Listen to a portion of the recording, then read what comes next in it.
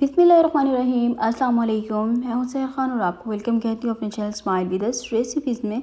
आज जो मैं आपसे रेसिपी शेयर कर रही हूं बहुत ही ख़ास है और जायका भी बहुत बेहतरीन है और हम जब रेस्टोरेंट्स में जाते हैं तो बहुत ज़्यादा डिमांड करते हैं और ये खाते हैं। आज की रेसिपी है जी बीफ की रेशमी कबाब, जो कि बहुत ही सॉफ्ट हैं, डिलीशियस हैं और जब आप इसको ट्राई करेंगे तो आपको बहुत ज़्यादा पसंद आएंगे। तो चलिए रेसिपी स्टार्ट करते हैं। रेसिपी स्टार्ट करने से पहले आपसे रिक्वेस्ट है कि अगर आप मेरे चैनल पर न्यू हैं तो चैनल को सब्सक्राइब कर लीजिए और वीडियो कंप्लीट वॉच करने के बाद लाइक और लाइक ज़रूर कीजिएगा।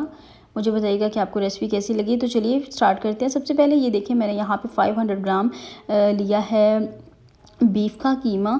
ये बिल्कुल रूखे गोश्त का है, रेड मीट का है और इसमें फ़ैट्स बिल्कुल भी नहीं हैं और ये बहुत ही अच्छे तरीके से चॉप हुआ हुआ है। नमक हमेशा अपने फ्लेवर के हिसाब से डालें। मैं यहाँ पे 1 टीस्पून ऐड कर रही हूँ और ये है जी जिंजर गार्लिक चॉप किया हुआ है। ये तकरीबन हाफ़ टी स्पून जिंजर है और हाफ़ टी स्पून गार्लिक है। इसको अच्छे से मैं मिक्स करूँगी और मिक्स करने के साथ ये देखिए बहुत ही ज़बरदस्त तरीके से मिक्स जो है वो हाथ से हो सकता है और हाथ की मदद से मैं इसको अच्छे से मिक्स करूँगी और तकरीबन 2 घंटे के लिए मैं इसको रेस्ट पे रख दूँगी। इस तरीके से रेस्ट पे रखने से जो जिंजर गार्लिक हैं उसका और नमक का फ्लेवर जो है इस कीमे में बहुत ही अच्छे से हो जाएगा, जो कि आपने देखा कि बहुत ज़बरदस्त तरीके से चॉप हुआ हुआ है। और जब ये कबाब रेडी होंगे तो बहुत ही लजीज तैयार होंगे।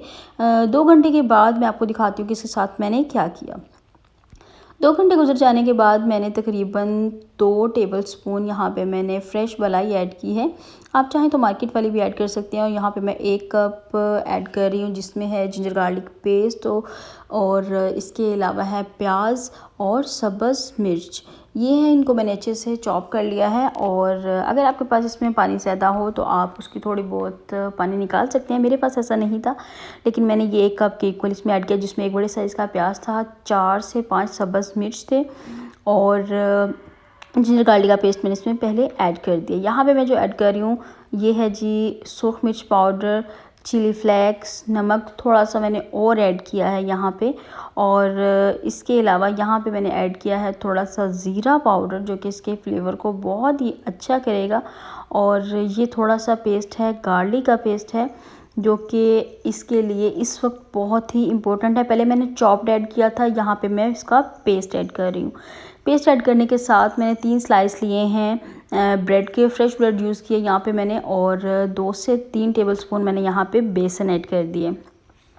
ये कबाब इतने आसान हैं और बहुत ही लजीज। यहाँ पे 1 चम्मच मैंने ज़ीरे का ऐड किया है। रोस्टेड ज़ीरा मैंने पहले भी बहुत बार एक्सप्लेन किया है, बहुत टेस्ट देता है। इसको अच्छे से चॉप किया और मैंने इसकी शेप इस तरीके से बना ली। शेप अपने पे डिपेंड करता है कि आप किस तरीके से, आप किस शेप में खाना चाहते हैं। तो मैं सारे इसी तरीके से बना लूँगी और तकरीबन 4 से 5 मिनट में इसको अच्छे से कुक करूँगी। तो जैसे ही मैं इसको फ्लिप करूँगी मैं दिखाऊँगी कि कितने सॉफ्ट हैं और मुझे इसको फ्लिप करने के लिए किस पॉट की ज़रूरत पड़ी।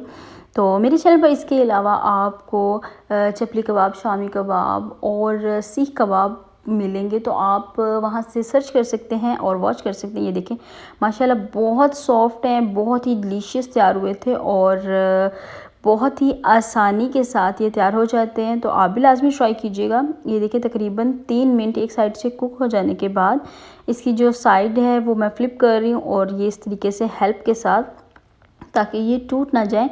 तो पहले इसको स्टार्ट में आपको फ्लेम की ज़रूरत है मीडियम टू लो, और उसके बाद आप थोड़ी सी फ्लेम जो है वो मीडियम कर लेंगे तो ज़्यादा बेस्ट रहेगा। उस तरीके से आपके जो कबाब हैं वो टूटेंगे भी नहीं और जिस तरह का आपको चाहिए कुक हुआ हुआ उस तरीके से मिल जाएंगे।